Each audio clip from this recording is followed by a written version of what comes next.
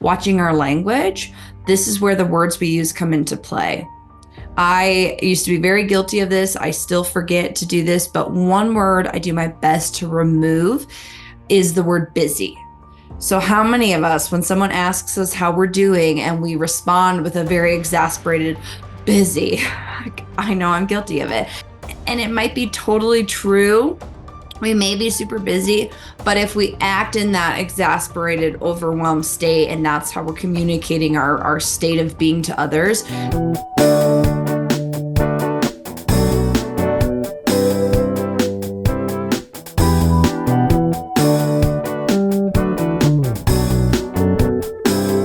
Welcome back to Prospecting on Purpose.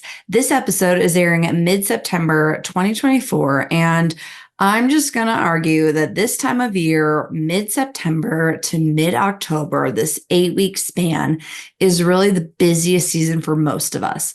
Not all of us. I know tax season is different if you're a tax professional, but for most of us, this is really an intense time. Summer breaks wrapping up. Our colleagues and our clients are back from vacations. Kids are back in school. And now all of a sudden, it's this big scramble, crunch time between now and the week before Thanksgiving in the United States.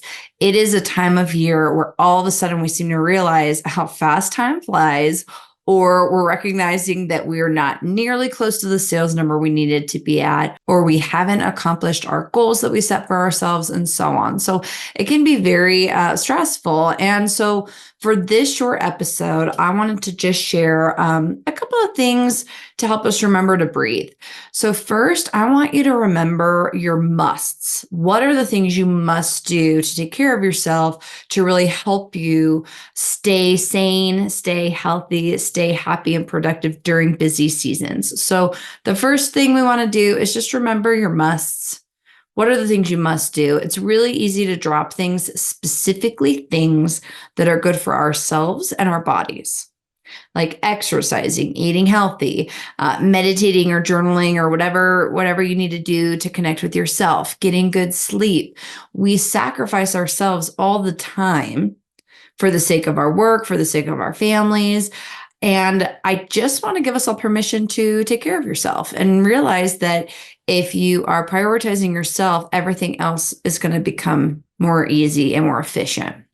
So that's step one. Other small things that help me when I'm getting overwhelmed is just take breaths or find ways to get grounded. One thing that really helps me, and I drag my feet on it literally, is I just put on my sneakers and get out the door. And then once you start moving, short walk, long walk, it's just the easiest way to ground myself and really zoom out and realize that for most of us, no one's going to die if we don't get it all done. We're not selling plasma. We're not saving lives, most of us. So if something falls through the cracks, it's usually not the end of the world. So just remember that. And really, it all comes down to we have the power to choose how we react, how we think, how we feel, and how we speak about busy times. And so that last thing I want to leave us with is just this concept of watching our language.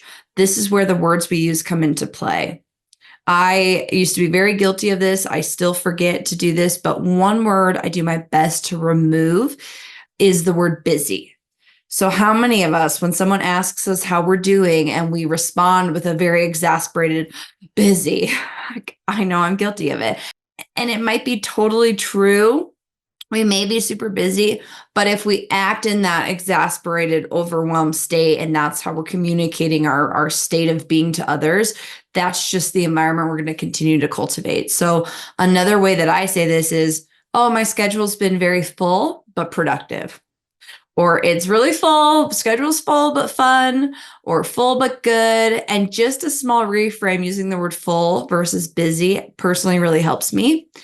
And then the other thing that really, really helps me, it's a reframe that I always tell myself, more of an affirmation, is I always get everything done. And sometimes I don't always get everything done, but in the bigger picture of things, I always get everything done. The things that matter get done. And sometimes projects have to get pushed. Sometimes things aren't executed as amazing as we had envisioned. But time creeps up on us. And as long as you know that you always get the most important things that matter done, then all these little things in the long run usually aren't that important.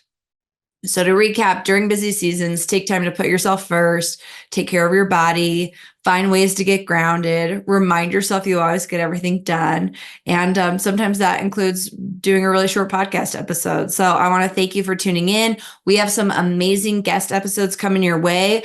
We're going to be talking about how to ace an interview, how to outsource your profits, how to lead yourself, how to create great company culture. There's some really awesome guests. So I am excited to share that with you. We're also counting down to the 100th episode of Prospecting on Purpose. So if you're listening to this, I just want to give you such a wholehearted thank you for being with us for almost 100 episodes. It's pretty wild, but we always get everything done, right? So thank you so much for tuning in, and good luck during this full season.